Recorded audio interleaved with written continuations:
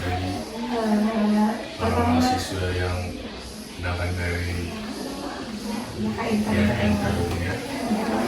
Sebelumnya Pak, kami berterima kasih atas kesempatan Bapak untuk memberikan waktunya merespon kami terkait mata kuliah supervisi dan evaluasi program pendidikan. Nah, sebelumnya Pak, di sini kami akan melakukan wawancara dengan Bapak. Tapi mohon maaf Pak, sebelumnya kami ini boleh direkam, tidak masalah kan Pak? Ya, silakan.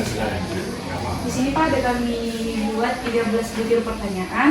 Mungkin beberapa dari kalian nanti akan mempertanyakan pertanyaan kepada Bapak. Kemudian di pertanyaan yang pertama dan kedua boleh Ibu Cindy yang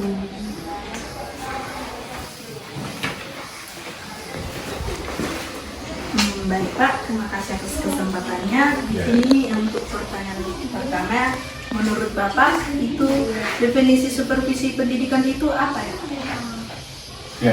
Ya, terima kasih atas pertanyaannya terkait dengan supervisi. Jadi perlu dulu saya jelaskan bahwa memang kepala sekolah itu tupoksinya satunya adalah sebagai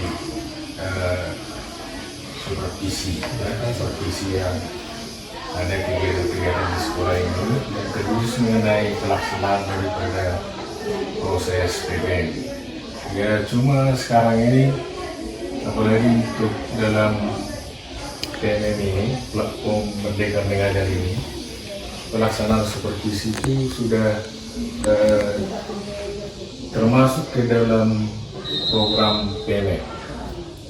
Jadi kalau sebelum ada PMM ya supervisi yang bagian dari program sekolah yang dilaksanakan secara rutin setiap semesternya. Jadi kalau sebelum di PMM ini biasanya kalau untuk semester 1 tahun pelajaran berarti untuk bulan 7 sampai dengan bulan 12 ya biasanya kita buat supervisi ke guru mulai daripada perencanaan, kemudian pelaksanaan, baru tindak lanjut. Nah, jadi perencanaan ini guru-guru mempersiapkan daripada perangkat pembelajaran. Ya, itu jadi sudah dipersiapkan perangkat pembelajaran, misalnya dipersiapkan di sebelum tahun ajaran bulan 6 lagi gitu kan. Bulan 6 dipersiapkan setelah pembagian tugas gimana dia mengajar. Kemudian kita laksanakanlah supervisi setelah kita periksa dulu perencanaan. Baru pelaksanaannya lah ke kelas. Kemudian itu langsung kunjungan di kelas. Kita observasi mereka langsung di kelas itu. Misalnya guru CA dia masuk hari Senin fisika jam 3.4 di 12 IPA 1. Nah, kita ke sana. Kita bawa perangkat pembelajarannya apa yang diajarkan pada hari itu. Jadi benarkah sesuai dengan program yang dibuat itu yang diajarkan? Kita lihat kesesuaian daripada perangkat pembelajaran dengan yang dilaksanakan. Nah itu dia kalau sudah pada saat di kelas observasi di kelas sudah langsung dia pelaksanaan. Dan setelah itu ada hasil daripada observasi supervisi ini langsung pelaksanaan pembelajaran. Dan ini disepakati bersama. Misalnya keaktifan daripada siswa, kalau di RPP-nya dibuat contoh diskusi, kalau memang diskusi dibuat begitu kan. Nah, jadi setelah itu itulah yang kita lanjutkan. Nah, itulah program supervisi ini kalau di kurikulum 2013. Tapi di sana terkait dengan PMM ini karena ini bagian daripada SKB, seperti yang kamu lihat sendiri kan. Setelah di sini pengen kan saya langsung observasi di kelas itu karena sudah bagian dari aplikasi itu. Nah, karena berhubungan dengan SKB sudah dibuat programnya. Jadi contohnya dibuatnya di sana dia keteraturan kelas, baru peningkatan disiplin pusdi, baru yang lain-lainnya sudah ada di situ seperti hasil yang ada di sini. Jadi itu langsung kita upload di apa itu, di aplikasi PMM itu. Ya. Saya sebagai kepala sekolah, sebagai tugas saya kan supervisi kan, melaksanakan supervisi kan. Jadi saya buat lagi, saya upload di sana. lalu ditindaklanjuti. Dan itu sudah nanti menjadi penilaian daripada guru, terkhusus yang PNS. Makanya sekarang kami sudah pada posisi tindak lanjut. Itulah tahapan terakhir. Dan mereka juga di sana mengupload dokumennya. Makanya kalau guru yang sudah selesai itu sampai tindak lanjut, ya mereka sudah 100%. Tinggal nanti harus bulan 6 karena itu 1 semester seperti yang saya sebut tadi. Setelah itu nanti selesai, lalu keluar dia SKP-nya semester 1. Jadi sekarang sudah lebih apa lagi, supervisi ini sudah menjadi kebutuhan mutlak. Nah, kalau sebelumnya itu seperti yang saya sebut itu ya tergantung kepada komitmen kepala sekolah kan. Tapi itu sudah bagian daripada seperti saya sebut tupoksi daripada kepala sekolah kan itu kan. Ada itu bagian daripada kepribadian kan, ada aspek sosial, kemudian ada kewirausahaan, kemudian ada manajerial, ada supervisi. Supervisi ini. Tapi kalau sekarang dan itu sudah menjadi setelah di-upload di PNN itu, saya kira sudah semua melaksanakan. Dan kalau tidak melaksanakan pasti dunia juga sudah menuntut karena saya di supervisi. Jadi itulah dia kalau pelaksanaan supervisi dan terkhusus yang kita laksanakan di sekolah kita. Sebelumnya pun itu kita laksanakan. Setelah sekarang, mulai sekarang sudah menjadi bagian daripada PNN, itu sudah lebih harus lagi, sudah mulai lebih harus. Ya. Jadi seperti itu kira-kira. Ini pertanyaan lagi Pak yang kedua. Selama Bapak melakukan supervisi di sekolah ini, apa tujuan dan supervisi pendidikan menurut Bapak? Ya, jadi terkait yang ditanyakan tadi, kan saya sebut mulai daripada persiapan kan. Jadi persiapan ini mereka mempersiapkan dari perangkat pembelajarannya, kan gitu.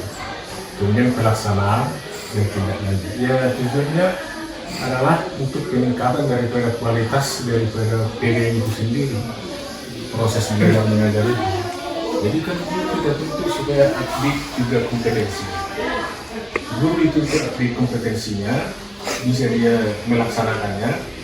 Dan siswa juga bagaimana partisipasinya, keaktifannya di dalam proses belajarnya.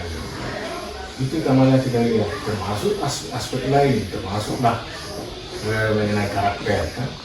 Keteraturan kelas, disiplin positif, ya banyak itu bagian dari aspek-aspek supervisi.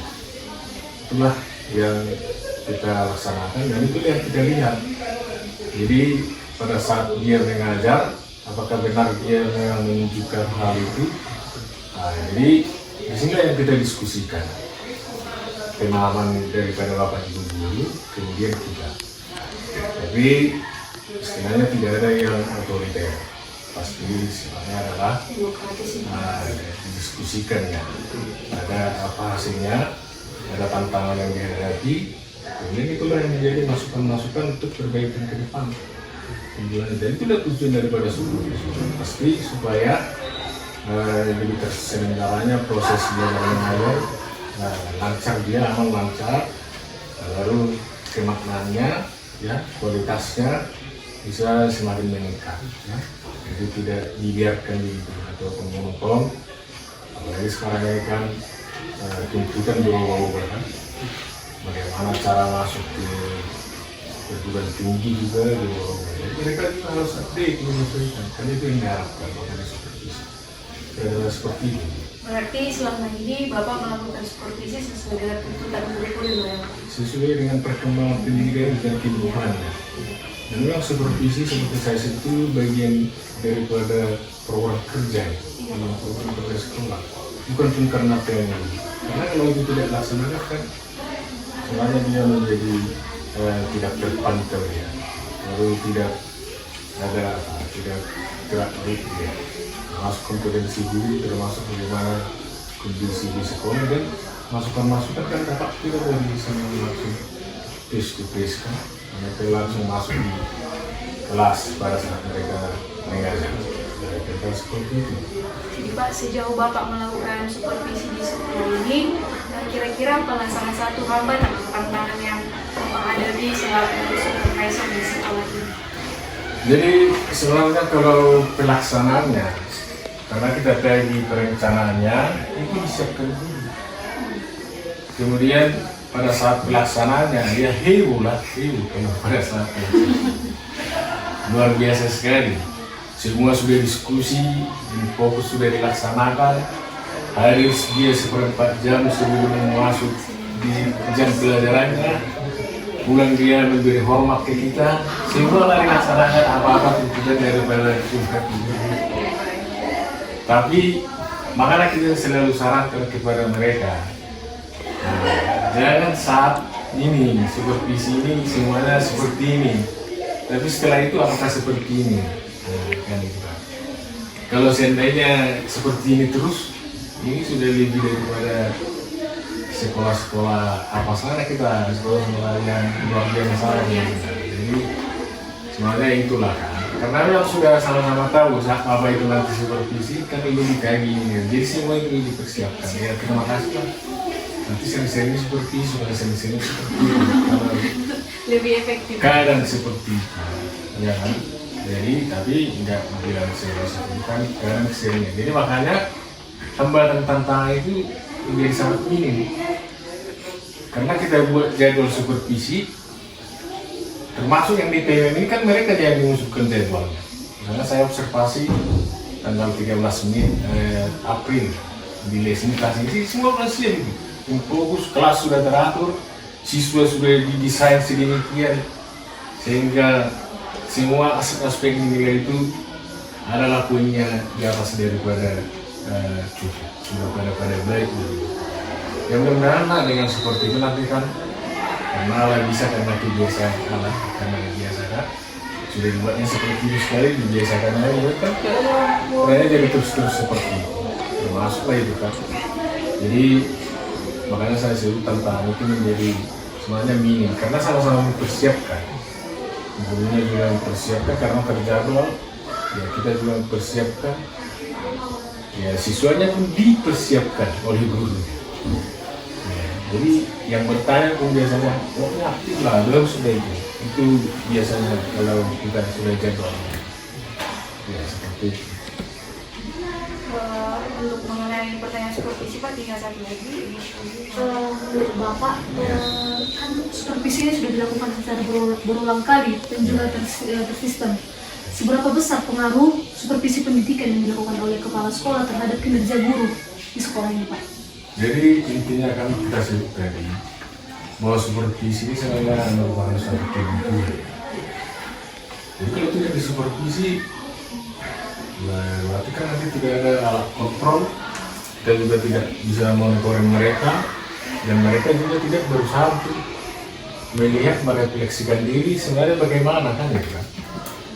Misalnya seperti kalian lah, seandainya kalian ini masuk di kelas, ya mengajar begitu saja. Jadi dengan supervisi ini kan kita lihat ketepatan daripada yang diajarkannya, tuntutan kurikulum, dan tuntutan daripada kebutuhan siang. Di situ kita diskusikan. Ya, jadi sejauh apa peranannya itulah supaya menjadi semuanya berjalan lancar, proses belajar mengajar dan siswa tuntutan kan itu bagus dia. Itu dia. Jadi Pak, menurut Bapak, apa pentingnya peran masyarakat atau komite sekolah dalam pelaksanaan supervisi ini? Jadi terima kasih kan yang bilangnya harus sesuai tugasnya masing-masing untuk melaksanakan. Sebagai kepala sekolah, sebagai guru, sebagai komite, ataupun masyarakat, peran masyarakat. Mereka itu kan sebenarnya kalau dalam bahasa kinerjanya dalam satu stakeholder, mereka itu kan namanya controlling, pengawasan, bukan supervisi, kan agak mirip kan. Jadi supervisor itu biasanya dilaksanakan oleh atasan. Jadi itu kan ke atasan mitra kerjanya mereka kan. Jadi namanya controlling. Mengawasi, mereka berhak juga menuntut, tapi sistemnya harus benar. Ya bagaimana termasuk penyelenggaraan pendidikan di sekolah kita itu peranannya. Dan makanya dibuat badan itu komite sekolah. Nah, tapi saat rapat Dewan Guru, saat rapat orang tua, ya mereka juga bertanya bagaimana pelaksanaan daripada manajemen di sekolah ini. Jadi mereka bukan supervisi tapi sesuai kontrol dan pengawasan, kan? Monitoring, pengawasan, kerjasama kan. Nah, seperti itu. Mungkin Pak ya hanya itu saja terkait supervisi. Selanjutnya Pak ini tentang evaluasi program pendidikan. Nah, di sini Pak ada pertanyaan, selama Bapak menjabat di sekolah ini atau selama Bapak menjadi kepala sekolah di sekolah ini, apa saja program yang Bapak susun atau yang sudah terlaksana Pak di sekolah ini? Ya, jadi terima kasih juga atas pertanyaannya. Ya, itu juga adalah bagian daripada tupoksi kepala sekolah. Itulah yang tadi kompetensi manajerial itu. Bukan kompetensi sosial, kompetensi kepribadian, IPA, kompetensi kelima, kompetensi kewirausahaan, kompetensi manajerial. Itu tadi supervisi, kompetensi supervisi itu kan. Jadi bagian yang disebut ini mengenai kompetensi manajerial dan kewirausahaan. Nah, dua itu satu paket itu. Jadi semua harus di manajemen. Dan di manajemen tidak boleh hanya seperti itu. Dicatatkan dalam suatu program kerja. Makanya rencana kerja jangka panjang, jangka menengah, dan rencana kerja tahunan. Jadi kalau jangka panjangnya, kalau di kami, karena kami juga sekolah satu periode namanya 4 tahun. Seperti saya di sini kan 2022, saya 2022 sampai 2026. Lalu ada jangka menengahnya 2022 sampai 2024.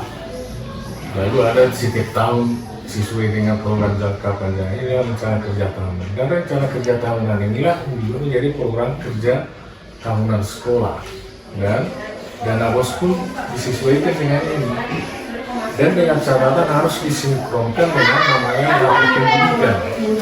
Jadi sekarang yang sejalan dengan PMM tadi, platform Merdeka Mengajar itu rapor pendidikan. Jadi kami membuat apa ini rencana kerja ini berbasis data, namanya program berbasis data. Datanya dari mana? Datanya dari rapor pendidikan yang dibuat oleh Kemendikbud itu. Kan ujian nasional sudah dihapuskan, yang ada asesmen nasional, NBK kan? Asesmen nasional berbasis komputer yang dibuat sampainya siswa kelas 11 itu. Dan guru-guru disurvei langsung semua, survei namanya, bukan supervisi kan, disurvei hari itu semua guru, semua mengisi instrumennya itu. Dari situ sudah disimpulkan. Jadi apa yang disimpulkan dari hasil itu keluar rapor pendidikan. Bagaimana dirumuskan visi misi, bagaimana dilaksanakan di satu dua seterusnya, dan kreativitas dan seterusnya. Jadi sampai ke sana itulah baru kita rumuskan lagi jadi program kerja sekolah tahunan, program kerja tahunan. Ya. Jadi pasti di dalamnya itu termasuk peningkatan kompetensi guru, peningkatan kompetensi lulusan, peningkatan sarana prasarana, itu item-item ini. Lalu pelaksanaan daripada asesmen, mulai daripada penilaian harian, penilaian tengah semester, penilaian akhir semester atau kenaikan kelas, itu termasuk penilaian daripada akhir sekolah untuk kelulusan, semua itu. Jadi tadi kita sebutkan itu disusun semua dan aktualnya harus sinkron dengan rapor pendidikan, hasil survei daripada pendidikan, dan anggaran biaya pun disesuaikan ke situ. Seperti itu di dalam manajemen.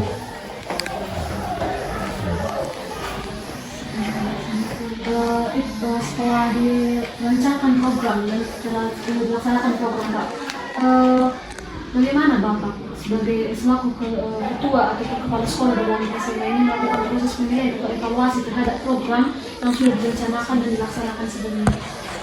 Ya, jadi kan cara mengevaluasi kan harus seperti itu. Kan ada dulu perencanaan, kemudian ada pelaksanaan. Disinilah tindak lanjut ini evaluasi. Ya kita lihat kesesuaiannya. Kalau kita buat contoh di dalam perencanaannya, bahwasanya disiplin siswa hadir, siswa wajib hadir contoh 5 menit sebelum bel masuk. Itu kita lihat, makanya ada di sana tugasnya piket melihat ini. Seperti itu contohnya, ya. Jadi kita lihat kalau itu kita buat di program tahunan kehadiran siswa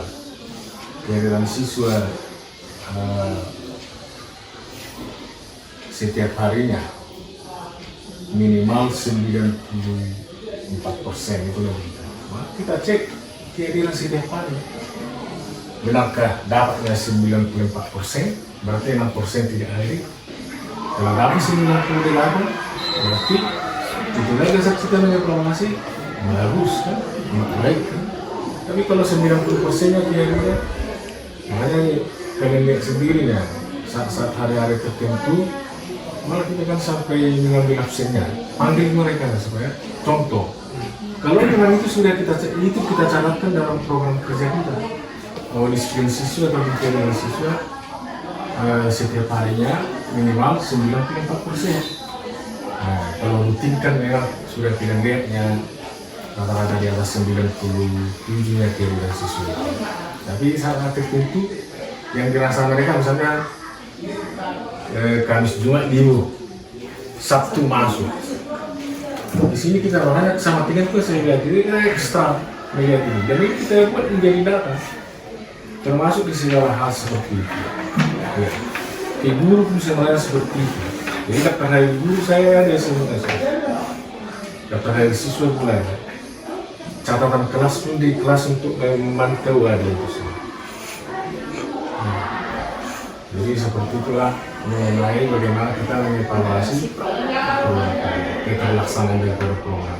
Acuannya adalah program yang dibuat.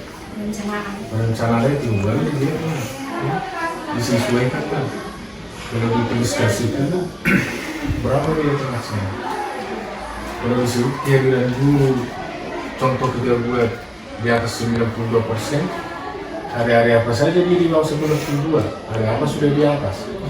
Biasanya Selasa Rabu di atas 92, tapi setelah Kamis banyak pesta, lagi Sabtu, hati-hati kita kan, karena sering kita cas di saat-saat ini, seperti itu strateginya. Pertanyaan selanjutnya Pak, siapa saja pihak yang terkait dalam proses evaluasi program dan apa kriteria evaluasi program pendidikan sekolah kita? Ya, jadi sebenarnya ini kan secara struktur organisasi kan dibagi. Inilah kepala sekolah, kan? Ini komite sekolah, ini wali kelas, ini guru BP, ini wakil kepala sekolah. Kan struktur organisasi dulu. Lalu ini tugas tambahan lainnya, ada koordinator administrasi, kemudian ada koordinator ibadah, kan ada kan? Kemudian ada koordinator ini, semua tidak baik siswa itu, ada aplikasi, kemudian itu kan? Seperti itu dia. Jadi kan kembali ya tadi, kita kepala sekolah sudah membuat program kerja tahunan. Itu program kerja tahunan itu kita cari dari mereka seperti Pak Dedi lah sebagai kurikulum kan. Apa program kita di kurikulum untuk tahun 2023-2024? Kita membentuk kelas khusus di samping proses belajar mengajar contohnya. Jadi yang dievaluasi bagaimana pelaksanaannya dan bagaimana hasil yang dicapai. Seperti itu dia. Jadi terkait siapa? Kalau secara umum semua, ya, tapi secara khususnya ada tim-tim. Nah, makanya kadang kalau ada misi antara apa dengan pelaksanaan yang belum sampai ke kita, ada tim untuk pendisiplinan siswa, diketuai kesiswaan, guru BP dan wali kelas. Inilah keterlibatannya. Jadi itu ada koordinasi saya, ya. kerohanian, ke siswa, baru ke saya. Gitu. Jadi kalau masalah kehadiran guru dari koordinator administrasi, dari pegawai yang mengambil absennya ke koordinator administrasi baru ke saya, Pak Teng. Kalau mengenai proses belajar mengajar dari guru-guru mata pelajaran ke wakasek ke siswa, kurikulum baru ke saya. Jadi wakasek itu masing-masing. Mengenai sosial dan yang lainnya dari wali kelas ke humas, Pak Sibul, lalu ke saya. Makanya kamu lihat membuat undangan pun lalu Pak Sibul kalau seperti itu dia. Jadi ada ini tim kerja semua sesuai dengannya. Itulah secara khusus.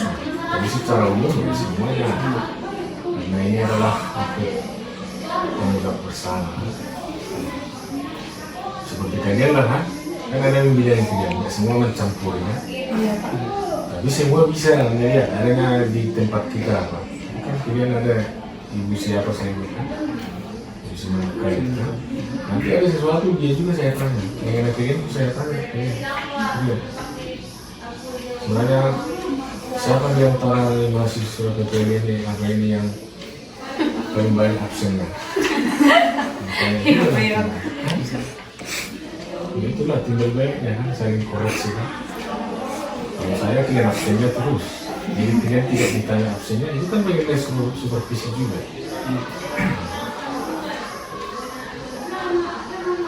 Ya, kira-kira seperti itu dia. Bapak, dapat kami simpulkan bahwa seperti kita ketahui, supervisi merupakan suatu proses pengawasan yang dilakukan oleh petinggi dalam sebuah instansi pendidikan, yaitu kepala sekolah, untuk menilai ataupun mengawasi terhadap kegiatan belajar mengajar yang ada di sekolah ini. Seperti yang kita ketahui di SMA Negeri 1 Sentral Ramonda, sekolah tersebut sudah melakukan supervisi pendidikan dan juga pelaksanaan supervisi pendidikan itu disesuaikan dengan sistematika dan juga dilakukan secara berkesinambungan untuk meningkatkan kinerja guru, dan juga untuk pelaksanaan supervisi dilaksanakan langsung oleh kepala sekolah. Dan untuk terkait evaluasi program pendidikan, Jadi bahwa ada sedikit yang dilihat di tim supervisi ini pun ada nggak? Bukan cuma saya. iya Pak. Hari ini saya berdayakan ya guru senior, Pak Malubat kan saya berdayakan. Jadi supaya jangan juga sama. Karena semua juga tidak terlayani, karena ada 50 kurang lebih guru. Nggak ada ya timnya, tapi ya memang mayoritas kelas untuk kepala sekolah. Dan tim ini juga dibagi. Dan mungkin hanya mereka yang mungkin hanya saya. Iya, dan untuk Dan terkait kadang kita libatkan pengawas. iya Pak, Pengawas sekolah. Karena dari Ibu Syahani itu kliennya nggak datang kan? Ibu Syahani. Ibu Syahani ya kemarin juga. Untuk kemarin dengan supervisi. Ya. Kalau kayak gini ada yang dosen pembimbingnya. Namanya seperti itu. Berbicara di sini. Jadi jangan seperti supervisi ini aku tak punya kepala sekolah dan seperti senjata api. Justru kan macam-macam supervisi yang diharapkan juga ada supervisi klinis gitu, rutin dan sifatnya menyelesaikan masalah. Namanya rutin seperti yang mengobati sahabat kan. Jadi dia rutin dia di diagnosa apa yang tantangan, lalu diselesaikan. Itu sebagian daripada tujuannya. Ya.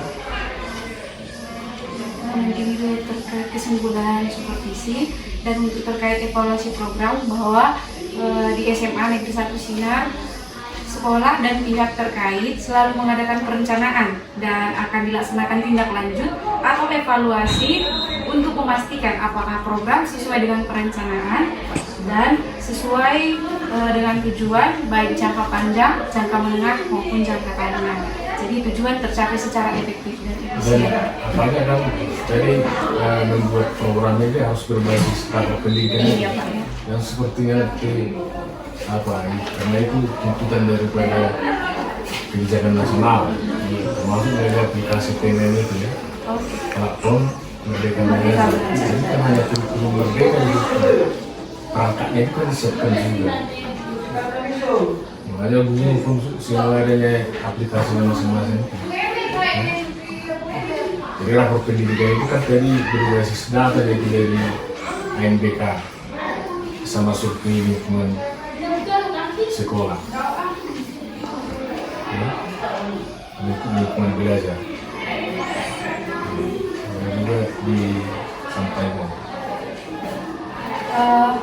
Sekian mungkin wawancara yang bisa kita lakukan dengan Bapak Kepala Sekolah. Kami dari pihak PPL IAKN Tarutung berterima kasih atas kesempatan yang Bapak berikan dan tanggapan-tanggapan yang begitu efektif yang Bapak berikan kepada kami sehingga kami mendapatkan informasi terkait supervisi dan evaluasi program pendidikan di SMA Sinar ini. Iya, jadi terima kasih juga ya.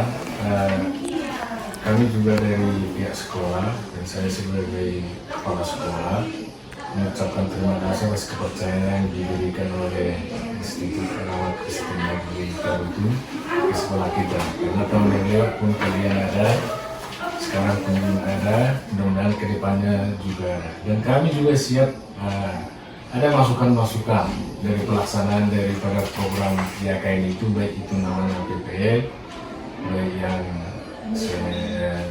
semacam ini kampus Merdeka dan lain sebagainya. Bagaimana supaya lebih kalian pun bisa berhasil, ya? Karena kami pun senang seperti itu. Sekolah ini pun bermanfaat dan sekolah ini pun bermanfaat. Karena kalau saya sendiri sebagai pimpinan baik di sini, kalau ada semacam ini juga ada dari Unimed, ya, ada dari Monita, ya, ada dari IAKN, ya, seperti ini. Ini saya anggap ini kerjasama yang baik untuk saling meningkatkan. Kalian pun program kalian pun jalan, program sekolah pun jalan. Jadi artinya simbiosis mutualisme yang menurut saya kehadiran daripada kalian dari seperti itu. Karena pasti kalian pun mempunyai ada hal yang bisa kami lihat, kan ya? Kalian itu seperti itu. Tapi motonya kan itu yang sering dikerjakan yang gue harus dilakukan, gue dilihat yang kurang ini yang sering diingat-ingat. Jadi kalau saya enggak, kalau dari kerjasama dengan siapapun saya, yang lebihnya saya ambil. Kalau yang kurangnya saya lupakan, melupakan di tempatnya. Nah, jadi kalian pun, ya, saya ingat apa yang kurangnya yang lihat itu, tapi yang lebihnya mereka mau kerjasama dengan saya. Itu yang saya ingat-ingat. Jadi kalian pun seperti itulah ke sana ya. Pasti ada kurang lebih dari sekolah kita. Nah, kalau sudah berangkat nanti dari ini, dari area lingkungan sekolah, ya tinggal juga lah ya kurang-kurang sampai ke sana ya. Iya. Ya, jadi dengan segala keterbatasan dari yang ada di sekolah, seperti itu akan bisa melayani kerjasama kita ya. Jadi sampaikanlah salam dari keluarga besar SMA Sampang Narumonga kepada para sivitas akademika di sana juga. Dan pihak dosen, nanti kalau dosen menyampaikan ke pihak atasannya, ya, sehingga ini bisa berlanjut ya. Masih ada aja?